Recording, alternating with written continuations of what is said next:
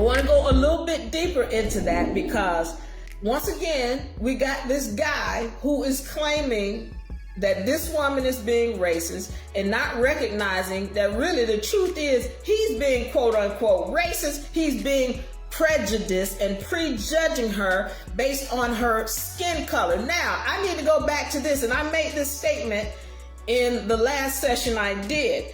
If it had been an Albion person, rather, that had come out of their mouth after being attacked by a melanated person and saying, all these black people are just violent and negative people, and they are just terrible eyesores of a people.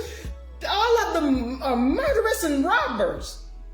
Just because one melanated person did something to them, all hell would break loose. There would be some kind of riot. Why?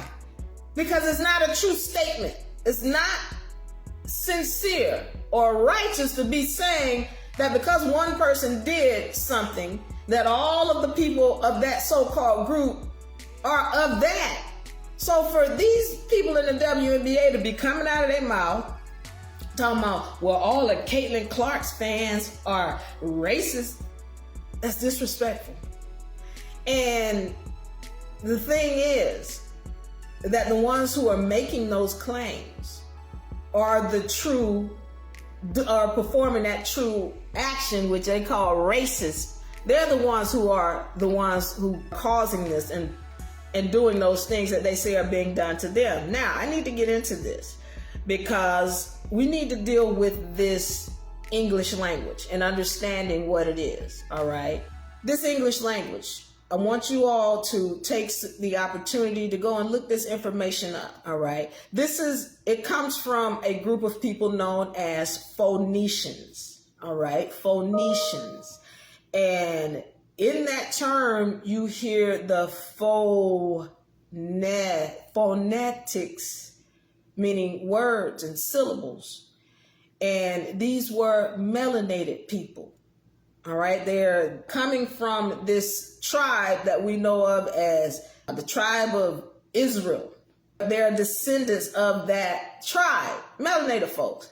And they were very good at words and knowing how to use words to create spells, or what we call today contracts. All right. So one of the things we have to understand is every letter is a word. Every letter is a word. Every syllable is a compound word. And every word you're using, it is a contract. It's a contract. So you got to start recognizing that when we are putting these syllables together, we are creating spells or contracts. And if you don't think those people who are running this game have a full understanding of that, then guess again. Because these words are constantly being used and rewritten. The phrases are being used and rewritten so that when we use these words, what we have to recognize is that these words are constantly being used against us because we don't even understand what they mean. We don't even recognize it, once again, that a letter is a word all by itself. And so when you start putting these syllables together, you're creating a contract just with the word. So I want to go into black real quick so we understand what the term black really means and why I tell you don't call me black. All right. So you all know the title of this session is Black People Come Out of Victimhood. So I need to go into words real quick. We're going to deep this session. I'm going to go into what words are, and we're going to do a little bit of etymology tonight. And then I need to go into understanding how we create spiritual contracts with these words that we speak and how it affects us. I need y'all to be clear on this because the game is not just in people thinking it's racism, and we're not recognizing that we're damning ourselves with our words.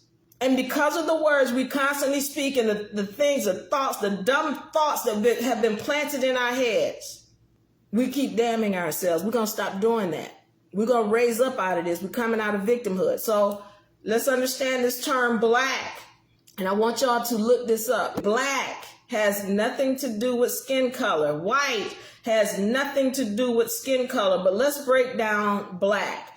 Look up the term bleak, B-L-E-A-K or B-L-A-E-K. The etymology, because this is where the term black is derived from. Bleak, it means pale and without color. And see, I told you about these letters B as in to be, and then you'll see these letters that come after it, leak. It means to lose something, all right? But bleak or black, it means pale and without color.